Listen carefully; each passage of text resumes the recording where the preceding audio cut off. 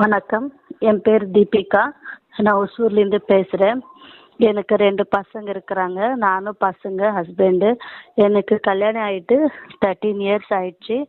நான் கல்யாணம் ஆகிட்டுலேருந்து ஹாப்பியே இருக்கல. நான் ரொம்ப கஷ்டத்தில் இருந்தேன். உயிர் போக ஸ்டேஜ் வரைக்கும் எனக்கு அப்புறமா நான் இங்கே வந்துட்டேன். 9 இயர்ஸ் ஆச்சு நாங்கள் ஒசூருக்கு அதுக்கு முன்னாடி நாங்கள் மாமியார் வீட்டில் இருந்துட்டு மாமியார் வீட்டில் கொஞ்சம் பிரச்சனை. அப்புறமா நாங்கள் இங்கே பசங்களுக்கு ஸ்கூலுக்கு படிப்புக்காக வந்தோம். அப்புறமா இங்கே வந்தால் கூட கொஞ்ச நாள் நல்லா இருக்கோம். அப்புறமா ரொம்ப பிரச்சனையாக இருந்துச்சு என் வாழ்க்கையில் கூட. எல்லாருக்குமே பிரச்சனை இருக்கும். அதே மாதிரி எனக்கு அதோட டபுளாக இருந்துச்சு. ஆனால் பக்கத்தில் நாங்கள் இருக்கிறது ஒசூர் மெயின் பஸ் ஸ்டாண்டில் தான் இருக்கிறோம். ஒசூர் பஸ் ஸ்டாண்டில் பக்கத்தில் இங்கே கோட்டை மாரியம்மா கோயிலுன்னா ரொம்ப ஃபேமஸ்ஸு. அந்த அம்மா தான் எனக்கு சின்ன வயசுலேருந்து இப்போ வரைக்கும் அந்த அம்மா தான் என்னை ப்ரொடெக்ட் பண்ணிகிட்ருக்குறாங்க. ஆனால் கூட நான் இப்போ 2 இயர்ஸ் ஆச்சுங்க. 2 இயர்ஸ்லேருந்து வாடகை வீட்டில் இருக்கிறேன். வாடகை வீட்டிலேருந்து கொஞ்சம் பக்கத்தில் ஒரே பில்டிங்கில் வேறு வீட்டுக்கு வந்துட்டேன். அந்த வீட்டுக்கு வந்ததுலேருந்து ரொம்ப பிரச்சனையாக இருக்குது எனக்கு. எல்லாருக்கும் வெளியில் போனால் வீட்டுக்கு வரணும்னு இருக்கும். ஆனால் எனக்கு அந்த மாதிரி இல்லை. என்னதுக்கப்பா வீட்டுக்கு போகணும், ஏன் போகணுன்னு இருக்கும். இப்போ நீங்கள் கூட தான் வெளியில் போயிடுவீங்க. வெளியில் 1 நாள் 2 நாள் ஸ்டே பண்ணணும். ஸ்டே பண்ணிவிட்டு திருப்பி நீங்கள் வீட்டுக்கு வந்துடுவீங்க. ஆனால் எனக்கு உங்களுக்கு தோணும் வீட்டுக்கு போகணும், ரெஸ்ட் எடுக்கணும், வீட்டில் இருக்கணும்னு இருக்கும். ஆனால் எனக்கு அந்த மாதிரி இல்லைங்க. 2 இயர்ஸ்லேருந்து நான் ரொம்ப அவஸ்தைப்பட்டுட்ருக்கேன். வீட்டில் இருந்தால் பயமாக இருக்கும். நிறைய நெகட்டிவ் தாட் வரும். பாசிட்டிவாக நான் ஃபீல் பண்ணால் கூட அந்த பாசிட்டிவ் எனக்கு கையில் எடுத்துக்க முடியல. இதே மாதிரி 2 இயர்ஸ்லேருந்து அப்பப்போ ஒரு 2 மாதம் இருக்கும், ஒரு 3 மாதம் இருக்கும், திருப்பி 1 மாதம் நல்லா இருப்பேன். அதே மாதிரி இந்த மாதிரி ஆகிட்டே இருக்கும். அப்புறமா லாஸ்ட்டு இந்த நவராத்திரி அன்னைக்கு நான் ஃப்ரீயாக இருக்கும்போது யூடியூப் சேனல் பார்ப்பேன். பார்க்கும்போது Shri Varahi soul purity channel, Lakshmi Ravichandran அம்மா அவங்களது சேனல் வந்துச்சு. வரும்போது என்ன இதுன்னுட்டு நான் சரியாக பார்க்காம ஸ்கிப் பண்ணிட்டு போயிட்டேன். ஆனால் அந்த சேனலில் அம்மா ஆரஞ்சு புடவை கட்டின்னு சோஃபா மேலே உக்காந்துட்டு இருப்பாங்க. பக்கத்தில் வாராகி அம்மா ஃபோட்டோ. இந்த மாதிரி ஃபோட்டோ நான் என்றைக்குமே பார்க்கல. இதுதான் ஃபஸ்ட்டு டைம் நான் பார்த்தேன். என்ன அம்மாவோட மூஞ்சி ஒரு மாதிரி டிஃப்ரெண்ட்டாக இருக்குது, என்ன இருக்குன்னுட்டு நான் திருப்பி ஸ்கிப் பண்ணிவிட்டு பார்த்தேன். நிஜமாக சொல்கிறேன், 3 டேஸ் 4 டேஸ் தொடர்ந்து அதே வரும். நான் செல்லு ஆன் பண்ணேன்னா வராகி அம்மாவே வருவாங்க, அம்மா லக்ஷ்மி அம்மாவும் வராங்க. சரி இதில் ஏதோ இருக்கும் அன்னிட்டு நான் போய் அம்மாவோட சேனல் பார்த்தேன். அம்மாவோட சேனல் பார்க்கும்போது ஒரு நாளுக்கு எப்படி இல்லைன்னா ஃபஸ்ட்டு வாட்டி பார்த்தேன். நான் ரொம்ப அம்மாவோட லக்ஷ்மி அம்மாவோட ஃபேனே ஆகிட்டேன். நான் பார்க்க கொஞ்சமாக எனக்கு மனசுக்கு ரிலாக்ஸ் கிடச்சிட்டு பின்னாடி ரொம்ப பாசிட்டிவாக ஃபீல் பண்ணேன். அப்புறமா அம்மா 48 நாள் தொடர்ந்து பூஜை பண்ணணும் இந்த மாதிரி வராகி அம்மாவுக்குன்னு சொன்னாங்க. சரி நானும் அப்பாவை கூட்டிகிட்டு போய் எனக்கு ரொம்ப ஆசையாக இருந்துச்சு. ஏன்னா எனக்கு சின்ன வயசுலேருந்து சாமி கும்பிடணுன்னா ரொம்ப ஆசையாக இருக்கும். அப்புறமா நான் அம்மாவோட ஃபோட்டோ ஆர்டர் கொடுத்துட்டு ஒரு கரெக்டாக ஒரு 5 டேஸ்க்கு வந்துச்சு. அன்றைக்கி தேர்ஸ்டே ரொம்ப மழை வந்துட்டு இருந்துச்சு. அப்புறமா வராகி அம்மா ஃபோட்டோ எடுத்துன்னு வந்து மழையில் எடுத்துன்னு வந்தேன். அம்மா வராங்களே எங்கள் வீட்டுக்கு, அம்மா வராங்களே வீட்டுக்குன்னு ஒரே சந்தோஷம். அன்றைக்கி பார்த்தா ரொம்ப மழை. நானும் எங்கள் அப்பா போயிட்டு எடுத்துன்னு வரும்போது ஸ்டுடியோவில் சொன்னாங்க, நீங்கள் அம்மா ஜில்லாக எடுத்துன்னு போகிறீங்கம்மா, நீங்கள் நல்லா இருப்பீங்க, எடுத்துன்னு போங்கன்னு சொன்னாங்க. அதே மாதிரி அன்றைக்கி நைட் எடுத்துன்னு வந்து நெக்ஸ்ட் டேலேருந்து நான் பூஜை ஸ்டார்ட் பண்ணிட்டேன். அம்மா 48 நாள் பூஜை செய்யும்போது என்னென்ன செய்யணும்னு அம்மா கொடுத்துருக்குறாங்க அவங்க சேனலில். அதில் போய் நான் பார்த்தேன் எப்படி செய்யணும்னுட்டு. அதே மாதிரி அம்மாவுக்கு ப்ளவுஸ் பீஸு, வளையல் எல்லாமே என்னென்ன தேவை எல்லாமே ஒரு நாள் முன்னாடியே வாங்கி பூஜை பண்ணேன். பூஜை பண்ணும்போது 4 மணிக்கு எழுணும். 4 மணிக்கு எழுனா பயமாக இருக்குமே, பசங்க தூங்கிட்டு இருப்பாங்களே, நான் ஒன்றே இருக்கணுமே, எனக்கு ஏதோ ஒன்று ஆயிடுமே, அப்படியே ஒரு வீட்டில் ஒரே சத்தம், தூங்கவே முடியல. 4 மணிக்கு எழுணுன்னா பயமாக இருக்குது. அப்புறமா நான் என்ன பண்ணுவேன்னா டிவி போட்டு சாமி பாட்டு வச்சுட்டு குளிச்சுட்டு அம்மாவுக்கு பூஜை பண்ணிகிட்டே இருப்பேன். ஒரு 6th டே இதே மாதிரி ஆகும். பூஜை பண்ண எனக்கு கொஞ்சம் பாசிட்டிவ் எனர்ஜி வந்த மாதிரி இருந்துச்சு. ஆனால் ஒரு 3 மணி 4 மணி நேரம் திருப்பி ஜாஸ்தி ஆகிடும். இதே மாதிரி சிக்ஸ்த்து டே செஞ்சுட்டே இருக்கும்போது 6th டே அன்னைக்கு எனக்கு அம்மா வாராகி அம்மா வந்து விளக்குல வந்தாங்க. அப்படியே அம்மாவோட முகம் எப்படி இருக்குமோ அம்மாவோட முகம் டிட்டோ அதே மாதிரி அம்மாவோட முகம் வந்துச்சு. எனக்கு வந்து கண்ணில் தண்ணியை வந்துருச்சு. இந்த மாதிரி அம்மா வந்துட்டாங்களே விளக்குல, என் பூஜை ஏற்றுக்குனாங்களே, நான் ரொம்ப சந்தோஷமா இருக்குமா. ஏம்மா அப்பப்போ கூட எனக்கு இந்த மாதிரி ஆகுதுன்னுட்டு அதே மாதிரி தொடர்ந்து பூஜை பண்ணிகிட்டே இருந்தேன். 16th டே அன்னைக்கு வந்து நான் வந்து 14th டே அன்னைக்கு வந்து நான் அம்மாவோட சேனல் பார்க்கும்போது அங்கே கீழே அந்த நம்பர் வரும், ஃபோன் நம்பர். அந்த ஃபோன் நம்பருக்கு நான் வந்து மெசேஜ் பண்ணேன், அம்மா நான் உங்ககிட்ட பேசணுமா அப்படின்ட்டு. அப்புறமா வந்து அப்பா வந்து என்ன விஷயம் பற்றி நீங்கள் பேசணுமா சொல்லுங்கன்னுட்டு நான் மெசேஜ் பண்ணேன். அதே மாதிரி அப்பா எனக்கு சரிம்மா பேச வைக்கிறேன்னு சொன்னாங்க. அப்புறமா எனக்கு கையில் முடியல. 16th டே வந்து நான் வந்து உயிர் போயிடுமோ எனக்கு, ஏன் இப்படி ஆகுறது, பூஜை பண்ணிட்டு இருக்கிறேன் ஆனால் கொஞ்சம் நேரம் நல்லா இருக்கும் கொஞ்சம் நேரம் நல்லா இல்லை, ஏன் இந்த மாதிரி ஆகுறது அப்படின்ட்டு எனக்கு கையில் முடியல. 6 o'clock அன்னைக்கு எங்கள் அம்மா கூட பயந்துன்னு வந்துட்டாங்க. அப்புறமா எங்கள் அம்மாவை சமாதானப்படுத்தி அவங்க வீட்டுக்கு அனுப்பிட்டேன். வாராகி அம்மா கிட்ட நான் உக்காந்து எனக்கு தெரியலம்மா, நீங்கள் என்ன செய்கிறீங்களோ தெரியல, நான் எப்படியானா லக்ஷ்மி அம்மா கிட்டே பேசணும், எனக்கு பேசி வைங்கம்மான்னுட்டு அந்த வாராகி அம்மா ஃபோட்டோ கையில் பிடிச்சிக்கின்னு அழுந்துட்டேன். நான் அழுந்துட்டு பின்னாடி கரெக்டாக 7:40க்கு நான் வந்து அந்த நம்பருக்கு ஃபஸ்ட்டு டைம் கால் பண்ணுறேன்.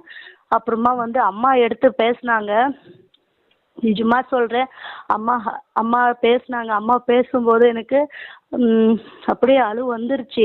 ஒரு பொண்ணு வந்து அம்மா கிட்ட எப்படி அழுகுறாங்களோ நான் அப்படி அழுதுட்டு அவ்வளோ சந்தோஷம். அம்மா பேசுகிறாங்களே, லக்ஷ்மி அம்மா பேசுகிறாங்களே, ஏன்னா அவங்க சேனல் அவ்வளோ பார்ப்பேன் நான், அவ்வளோ எனர்ஜி நான் எடுத்துக்கிறேன், அவ்வளோ பாசிட்டிவாக ஃபீல் பண்ணுறேன். அம்மாவே எடுத்துகிட்டு பேசிட்டாங்களே என்கிட்டன்னுட்டு எனக்கு ரொம்ப சந்தோஷம் ஆச்சு. அம்மா சொன்னாங்க, நீ அழுந்தா நான் பேச மாட்டேன், எனக்கு பசங்களை அழுந்தாவே எனக்கு பிடிக்காது, நீ வந்து 48 நாள் பூஜை முடி, அந்த பூஜை முடிக்கிறவருக்கு நீ அழக்கூடாது, அழுந்தா நெகட்டிவ் எனர்ஜிக்கு ரொம்ப சந்தோஷம், நீ அழக்கூடாது, அழுதுகிட்டே இருந்தால் எப்படி நீ வந்து பாசிட்டிவாக இருக்க முடியும், பாசிட்டிவாக இருக்கணும், அழக்கூடாது, எவ்வளோ கஷ்டத்தை தாங்கி இவ்வளோ கஷ்டத்தில் கூட எனக்கு பூஜை பண்ணுறாளே அன்னிட்டு அந்த அம்மா உனக்கு பாசிட்டிவ் கொடுக்கும் அன்னிட்டு அம்மா சொன்னாங்க. ஃப்ரெண்ட்ஸ் இப்போ இந்த காலத்தில் ஒரு 2 minutes கூட நம்மக்கிட்ட யாரும் பேச மாட்டாங்க. ஆனால் என்னோட அம்மா லக்ஷ்மி அம்மா கிட்ட ஒரு 15 to 1 hourக்குள்ளே 1 hour பேசினாங்க லக்ஷ்மி அம்மா. நிஜமா சொல்கிறேன், நான் அவங்க வயிற்றுல பிறக்கல, ஆனால் என்னோட அம்மா எப்படியோ அதே மாதிரி தான் நானும் அம்மா அன்னிட்டு அவ்வளோ ஆசைப்படுறேன். அம்மா கிட்ட பேசும்போதே எனக்கு அவ்வளோ பாசிட்டிவ் எனர்ஜி வந்துருச்சு. அம்மா நிஜமாக இப்போல்லாம் யாருமே நம்ம கஷ்டம், இவங்க இப்படி இருக்கிறாங்க, இவங்க கஷ்டம் என்னன்னு கேட்குறவங்க யாருமே இல்லை. ஆனால் அம்மா என் கஷ்டம் என்னன்னு புரிஞ்சுக்கிட்டு, என் வீட்டு சூழ்நிலை புரிஞ்சுக்கிட்டு, எனக்கு என்ன பிரச்சனை இருக்குது அன்னிட்டு அம்மா எனக்காக ப்ரொடெக்ட் பண்ணி என்கிட்ட பேசினாங்க. பாசிட்டிவ் எனர்ஜி எனக்கு கொடுத்தாங்க.